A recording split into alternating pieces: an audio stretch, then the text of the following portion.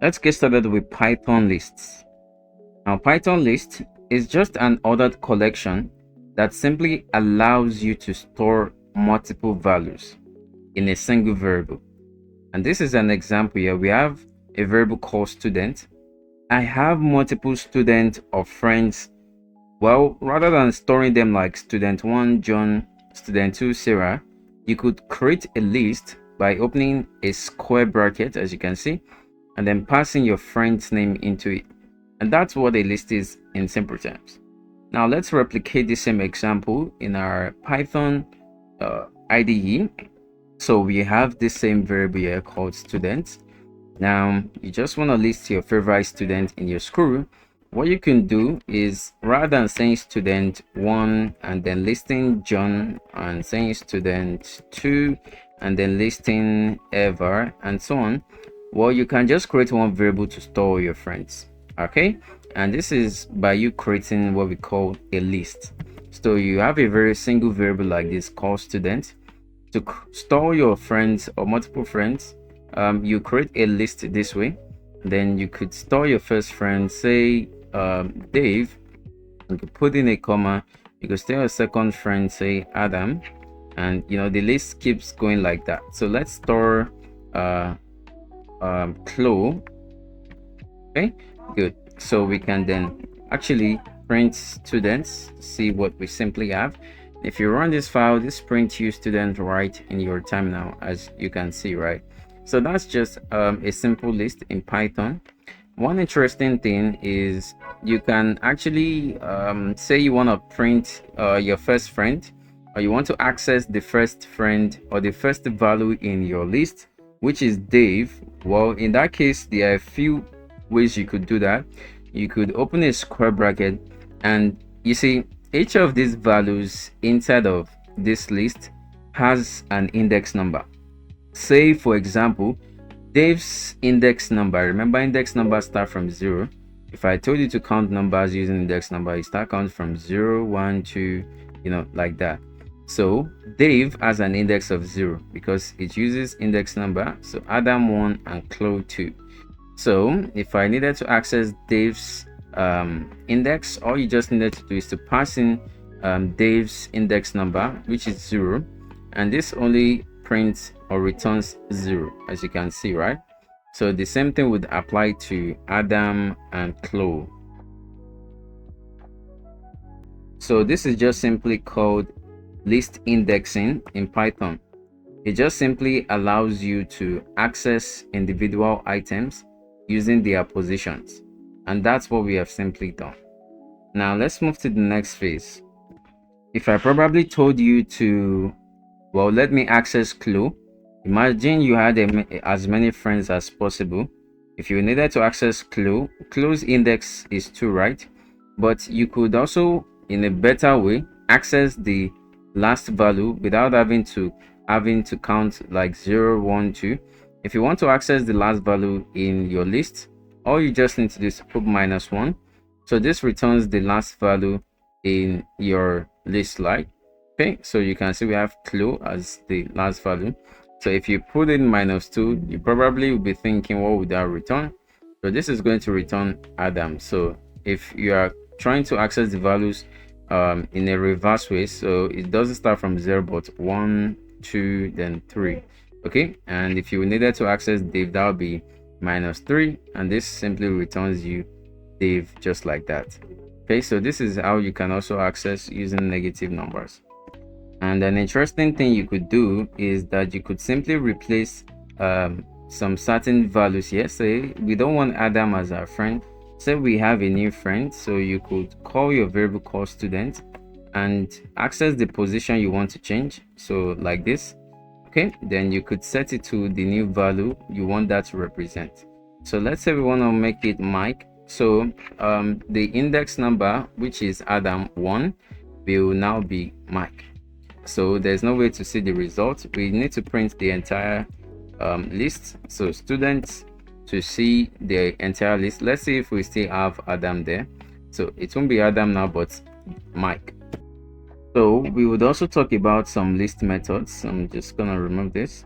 Okay, so I'm just going to write that. So common list methods And for now, let's just simply print our friend, so student. So if you put a dot in front of this student, it gives you access to what you can do with this list. For example, you could remove the last element from a list, or you could even clear your entire list, and so many on. Now let's try a first example. Say we wanted to add a new student. Well, you can simply use an option called append. So as you can see there, so append allows you to add a new value to your list. It adds it at the end of your list, by the way. So this append, let me add a new friend called let me just say ABC, so that we can obviously see that. But by the way, you wouldn't be doing it this way. Okay, so but if we simply run this, and it says none, okay, you know we are trying to add, so there's no way we could be printing what we are trying to add.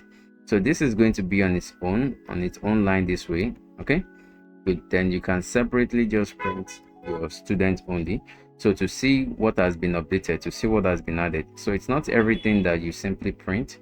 And if we run this, you can see we will now be having a new friend at the end of our list. Okay, so you can see we have that ABC at the end of our list. So this is what append does. Okay, if we write them down, so I'll just comment this out. So let's say we wanted to add this friend to a specific this ABC which I added. I wanted to add it at exactly where Adam is. Okay, and this is where you can simply use what we call insert. If I say student dot insert, insert allows you to add your value, your new value, to a specific in a specific index. Okay, so let's say I wanted to add it in where exactly Adam is. Adam has an index of 1, so I'm just going to pass in 1 here, and the index number of Adam is 1, right? So I'm just going to be putting ABC there. Okay, good, this way. So Adam would be shifted to where Chloe is, Chloe shifted to where ABC is. So in order for ABC to come in, and then you see the result now. So you can see we have ABC, Adam, then Chloe, right? Cool stuff. Okay, so you know there are quite a lot of string methods. So just going to, so we can have another one called remove. So students dot remove. So if you want to remove a certain student, you can just say we want to remove Dave. Okay, you could just type in Dave as the argument, and this removes Dave's, because now by the time it prints the result, you see we have just Adam and Chloe from the original list. Okay, so remember I comment out every single thing I'm trying to do, so I'm just going to comment this out. So they are quite a lot. Let's try a few other more again. So student dot then pop. Now what pop would do, okay, if you always move your mouse on each of these functions, all right, it fetches the documentation for you. All right, so you see what each of them does. But what pop does is it removes the last element from your array, or you could remove a specified value from your list. So if we pass in 0, for example, and you run this is going to remove Dave 2, because Dave is the first position index. If you wanted to remove the last index or a different number, you just pass that in and that removes it. Or if you say -1, this removes the last index number. So we have even more.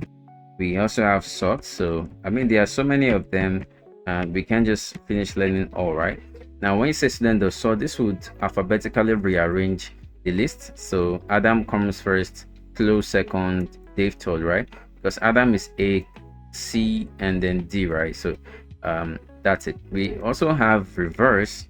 Okay, reverse, well, from the name it reverses your list. So if I say student dot reverse this way, so it reverses your list. Chloe comes first, Adam second, Dave third, right? So if you run it, you get the same result as well. So as you can see, so Chloe, Adam, Dave. Okay, so that's the reverse function. And you could also clear your list by saying students dot clear. Okay, so this would clear your entire list, and you would have nothing returned as your list. Okay, so sometimes you might just want to clear your list like so.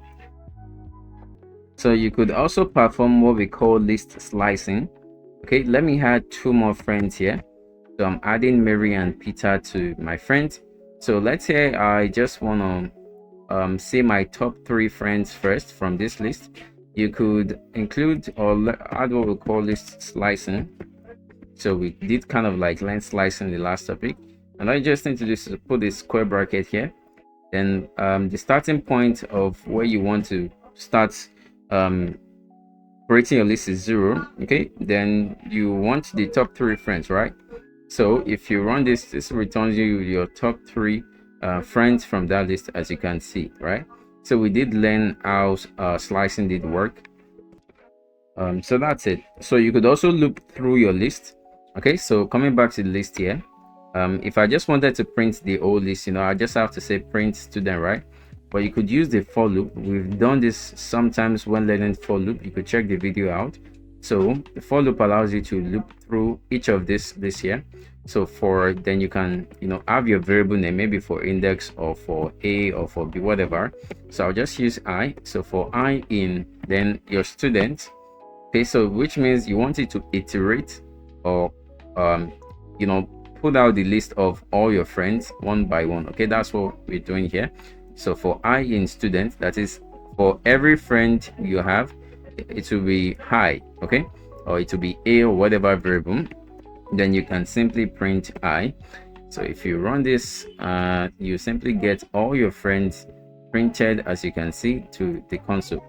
And I told you, if you wanted to print it on a single line, right beside this I here, you could use the end function like this, but they would all be jam-packed together, so you might want to put a space so that the space, once it displays it on a single line, there'll be space right for each friend. Okay, as you can see, right?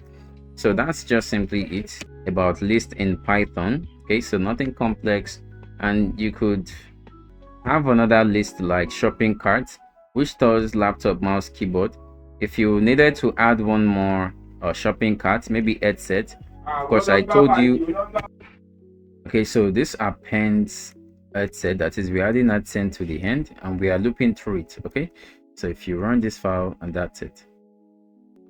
So you can see we finally have the mouse, keyboard, headset. Oops, yeah, there we go. And the laptop, of course. So that's all about list in Python.